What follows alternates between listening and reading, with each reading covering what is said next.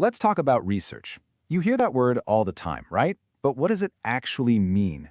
Today, we're going to cut through all the noise and figure out what real research is, why it matters so much, and how it helps us find answers we can actually trust in a world that's just flooded with information. I mean, think about it. Every single day you're hit with this tidal wave of information. Headlines, ads, posts from friends, and they're all screaming, "This is the truth."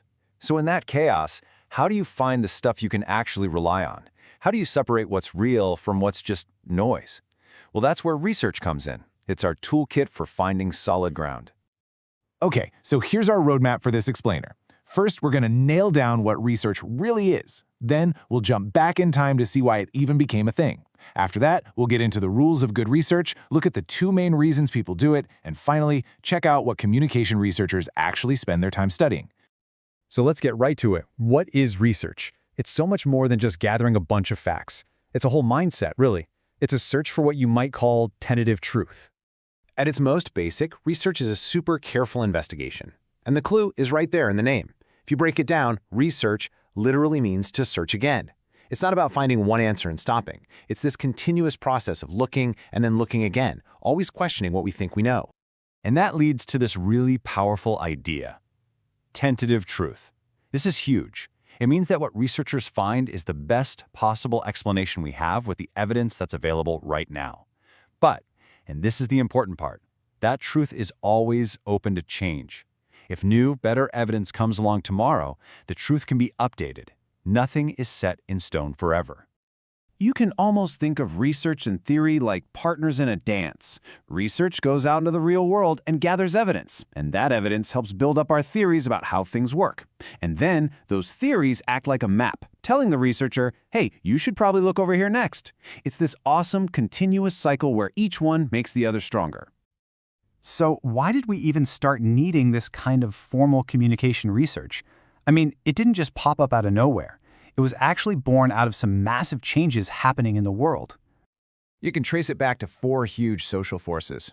First, World War I just blew the lid off the power of propaganda. It showed how media could literally shape the minds of entire nations.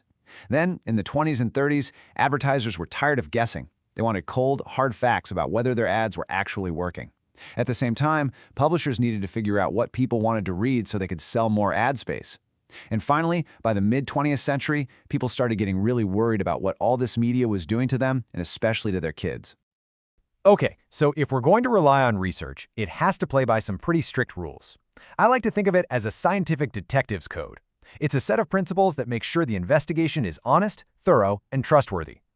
But what are those rules exactly? What's the real difference between conducting actual scientific research and, just looking something up online? Well, it really comes down to 5 key things. Good research is empirical, it's objective, it's systematic and cumulative, it's predictive, and it's public. Now we're going to zoom in on the first 2 because honestly, they are the absolute bedrock of the whole thing. Empirical sounds a little academic, but all it means is that research has to be based on things we can actually observe and measure in the real world.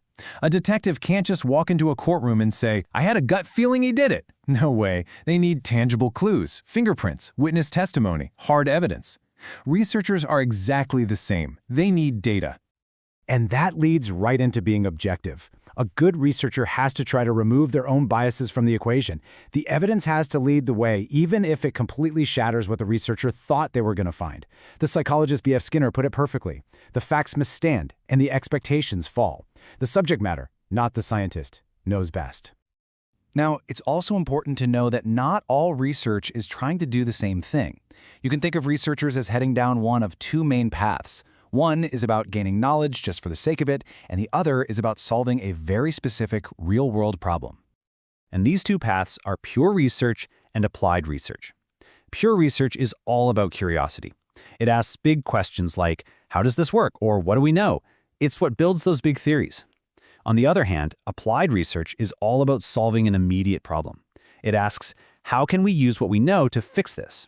So a pure researcher might develop a theory about how media shapes our opinions, while an applied researcher uses that theory to figure out which articles will sell the most newspapers.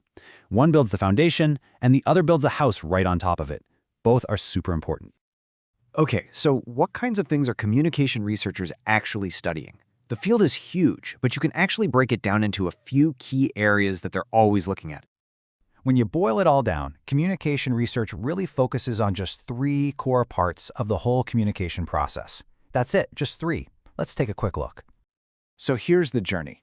First, researchers look at the production of messages. Who's creating this stuff, and how are they sending it out into the world?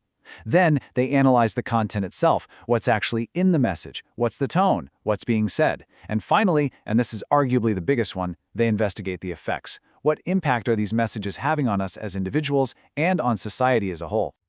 And these core ideas get applied to so many different fields. I mean, just think about it. Political communication, health communication, how big companies talk to their employees, even marketing and PR. All of these depend on solid research to figure out what works, what doesn't, and why. So the next time you see a headline that starts with, "A new study finds," you're ready. You now have the toolkit to ask the right questions. Is it based on actual evidence? Did they try to be objective? Who paid for it? And what were they trying to figure out? Understanding the method is the first step. And once you do, the real question becomes yours to answer. Whose research will you choose to trust?